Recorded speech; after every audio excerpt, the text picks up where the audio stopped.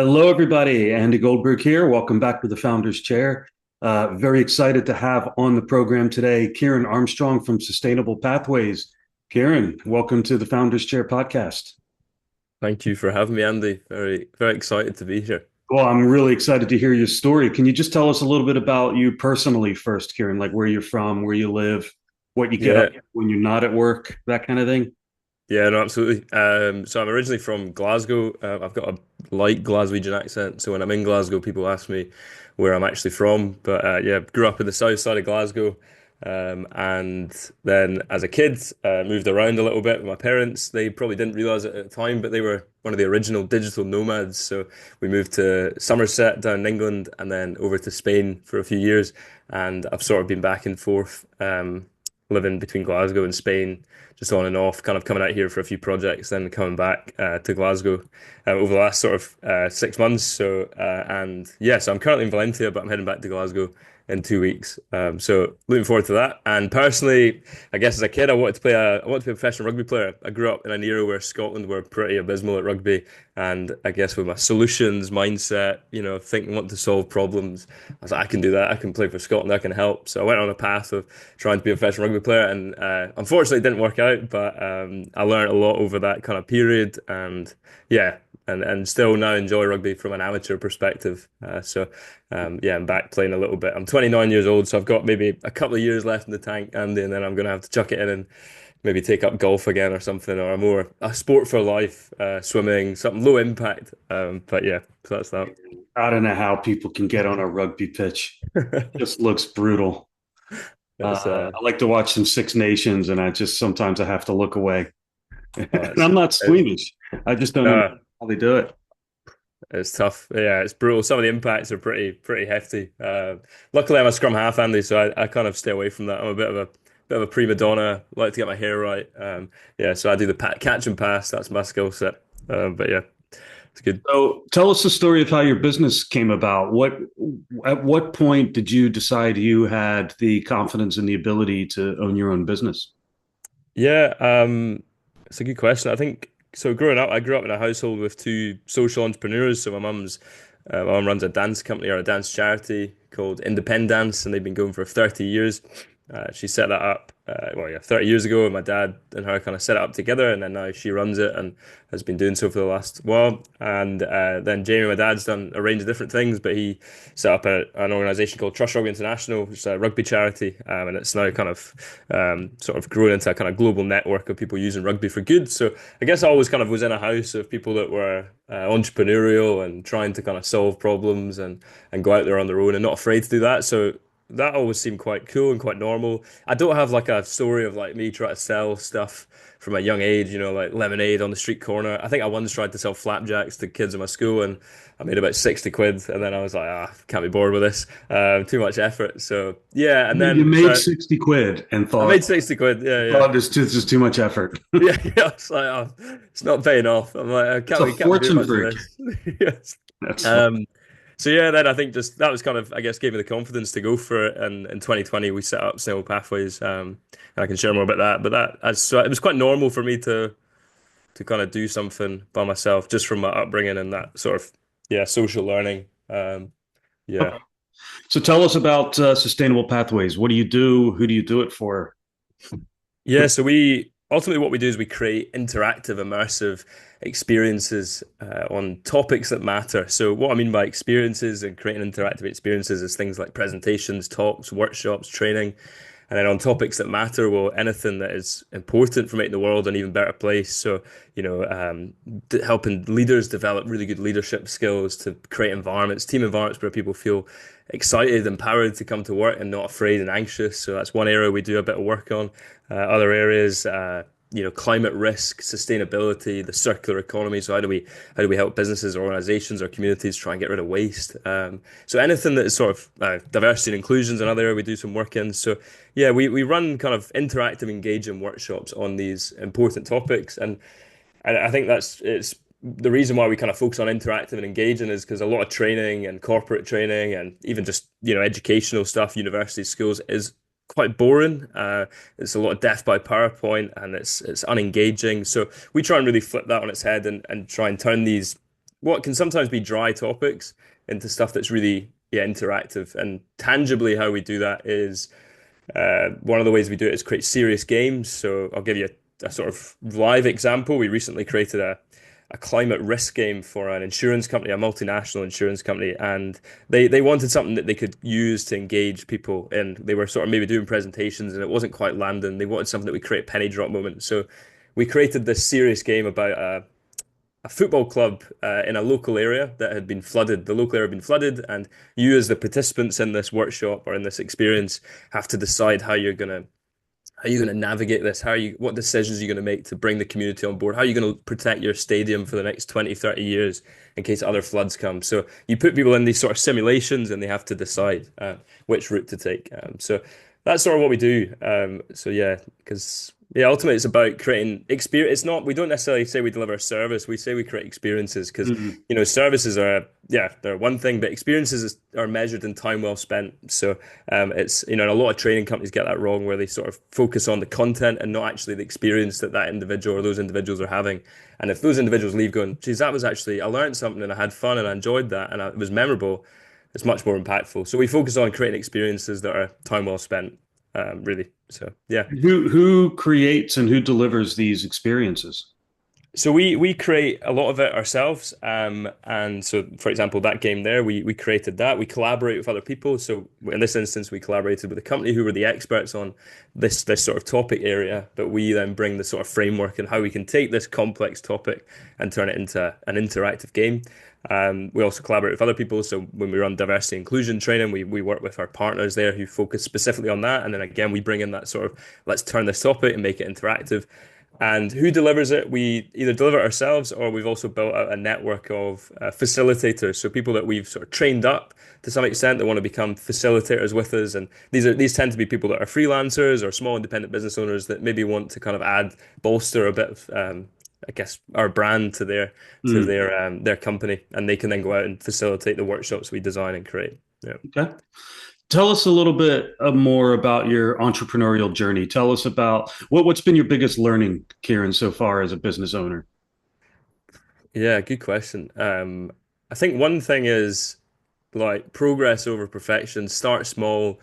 It's often counterintuitive. Like we've kind of developed an app at the moment to help us make these games and these sort of trainings, right? And I think your intuition's saying, right, it needs to be perfect. It needs to have this feature, that feature, this feature, that feature. And actually, the reality is, it doesn't. You just need to kind of solve a problem, and then you can always add bits to it. You can always develop your business, but just start small, start piloting something, and then you can always build on that. I think when I first started out, it was this sort of idea of, okay, we need to have this, all our ducks lined up, I guess would be the way I would approach it. Whereas now it's a much more, yeah, agile and okay, let's experiment there, let's try that. Did that work? Yes, let's double down on it. That didn't work, why not? So that's been my biggest learn is that you don't need to have it all perfect from the get-go. And that feels really counterintuitive because you're sort of, why not? Why would you not want everything to look perfect, be perfect? But the reality is you're always progressing. And if you're progressing, you can't be perfect because, yeah, that's by definition. So that's been my biggest learning. Another area is sales, probably is more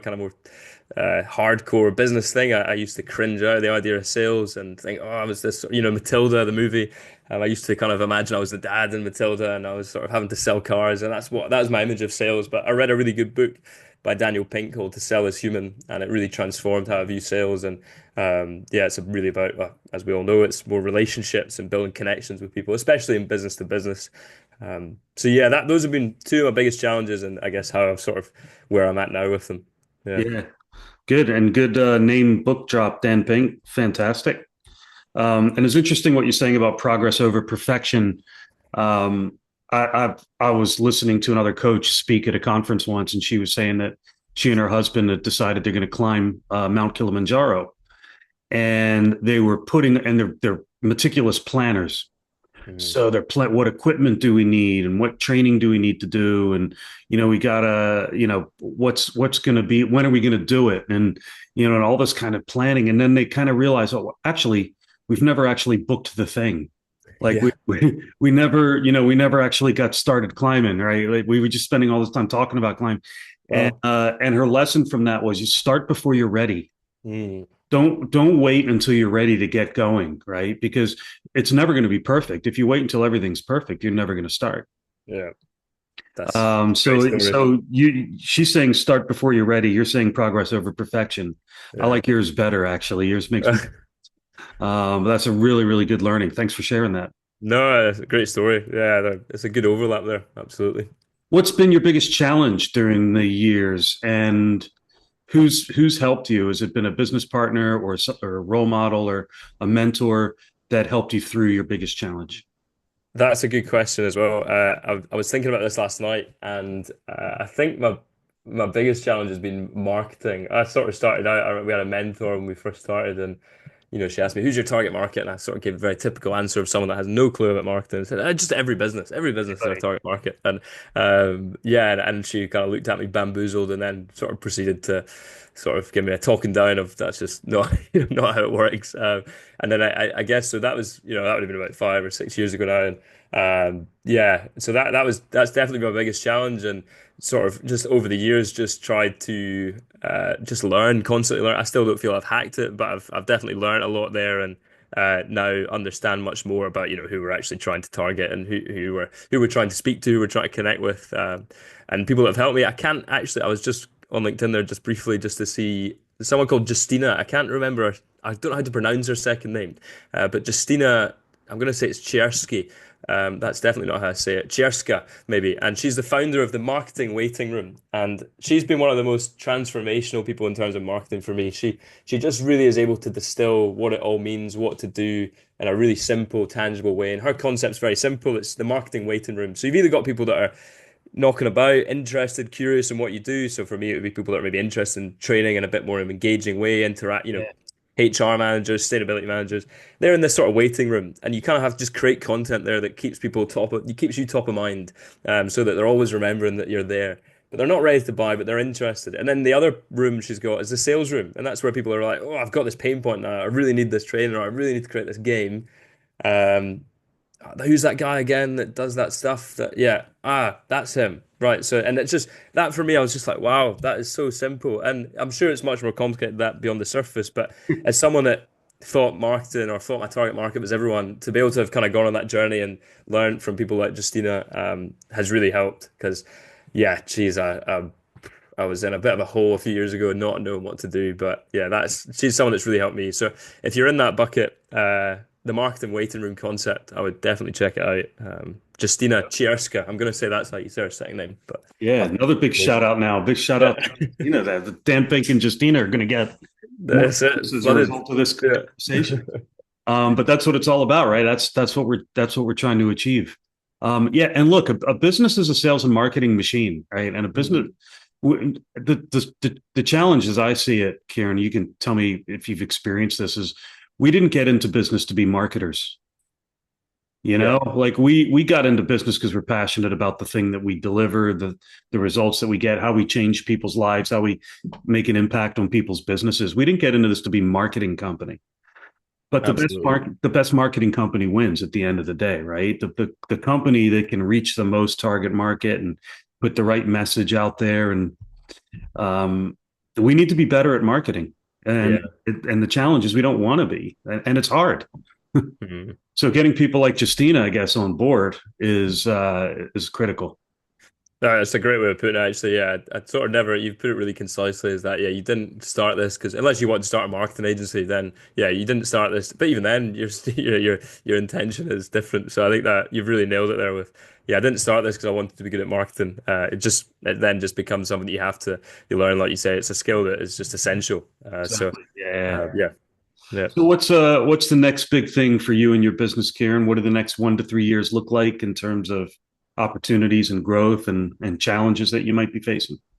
Yeah, I think well, it feels like a really exciting point. So, like I sort of briefly mentioned there, about 6 months ago, we developed a sort of app that enables us to upload and create these sort of choose your own adventure serious games. So, like I was saying with the climate risk, right? You present a scenario, and then you've got maybe one, two, three, four decisions, and then depending on which decision you make, it can go to a different consequence. So I couldn't find an app on the market that would enable us to kind of create these experiences. So we developed our own, and we've just been using it to run our own workshops and host the kind of interactive workshops that we've got on there. And then as we've been doing it, obviously, then we've been meeting people, maybe people that are in the audience or people that we're working with. And often these are educators as well, teachers, professors at unis. And they're like, well, what's that app you're using? How does that work?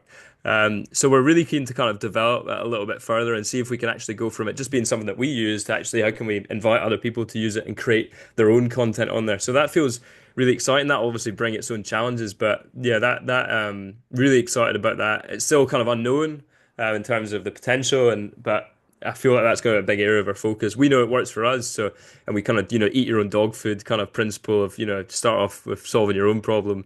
So and it's worked well there. And just the reason I was saying I need to shoot off just before we started is I've got a meeting with a university professor who's the head of digital transformation, and I'm quite excited about that. I just bumped into him randomly at a workshop. He wasn't even in the workshop. He just asked about the tool, and then it just sort of one thing led to another. He was like, "I need to meet you next week." So I'm off to meet him, and who knows where that'll lead, Andy? But you know what it's like. You kind of get these moments of the universe just connecting things, and I'm really excited about that. So that could either be, we want to use this app internally, or they're like, "Oh, right, no, that's not what we're hoping for." So either way, I'll learn something, Andy. But so that feels really exciting, developing that for the next sort of at least 1 to 2 years, and seeing if we can kind of scale that and make it something that other people can use. So yeah, that's something I'm really excited about. Fantastic. Well, we'll be watching. Yeah. What so just as we kind of come to the close of our conversation, Kieran, what advice would you have for business owners, maybe younger people who are just starting out on their own or who are thinking about starting out on their own? Yeah, I mean, there's so much, isn't there? And one thing I've said, like progress over perfection, or what you said is, start before you're ready. I think that's obviously one piece. Just to add something different in there. Ultimately we're creating things. You've got an idea and you're trying to create it into something, you're trying to bring that idea into the world in whatever way that is. And when you're being creative and when you're in that kind of stage of trying to kind of manifest your ideas, it's really important who you share those with and deciding actually. So, for example, is this person I'm going to be going to share this idea with or talk to about it? Are they going to empower me? Are they going to enable me? Are they going to facilitate this progress? Or are they going to inhibit that? And being able to differentiate between who those kind of creative critics are and who those creative sort of inspirers are, your champions, I think is really important. And don't get me wrong, it's good to get feedback and it's good to have people kind of give you an alternative view to your idea. But who are those people? If it's someone that's maybe set up a business and they've been in it for a long time, then maybe go chat to them. But if it's someone that's got no clue about business or they've never started something, then they might be really well intentioned, but they've never lived that experience. They've never gone through it, and so they'll maybe say something, and then all of a sudden they might just trigger, and you're in that sort of vulnerable state where you've got your idea, you try to bring it to life, and someone just drops a comment, and that could just sit with you. And it's definitely happened to me. So I think, and that's where companies like yourself, where you're coaching people and helping people overcome those limiting beliefs or getting over their self. I think be careful who you surround yourself with and who you share your ideas with, and avoid creative people that are going to, basically not support your idea or not empower you to go and test, and look for people that are going to be like, just give it a go, see what happens. I think those tend to be the people. I mean, you just so accurately described the early days of my own career when it's so suggestible, right? And you'll take advice from anybody, and you can't. And I couldn't ever distinguish what was the good advice and what was the bad advice. So you just follow it all and get nowhere. Absolutely. I think you're right. Be careful who you hang out with. Yeah, exactly. And I think another one I like freeze a magic number, Andy. So one final kind of person that's helped me is Wayne Dyer. Unfortunately, he's left us now, but Wayne Dyer is sort of American spiritualist, and I'm quite into some of that sometimes. I take it with a pinch of salt, but one of his lessons was be independent of the good opinion of other people. So you might have your idea, but just be careful who you kind of listen to, and try and be independent of those opinions. It doesn't mean you can't take it on board, but try and stand on your own as well, and figure it out for yourself or try out for yourself. But be independent of the good opinion of other people. I really like that. Much easier said than done, especially when you're in those early stages, Andy, like you just said. But I think that's something that would really help. Yeah. Great advice. Great advice. Lots of really good learnings coming out of today. So, Kieran, thank you so much. It's been an absolute pleasure speaking with you today. And thanks to all of our listeners as always for tuning in. We'll be back with more Founders Chair interviews down the road, so keep an eye out. But in the meantime, it's just want to say thanks again, Kieran Armstrong from Sustainable Pathways. Kieran, thanks for being on the show. Appreciate it. Thanks for having me on.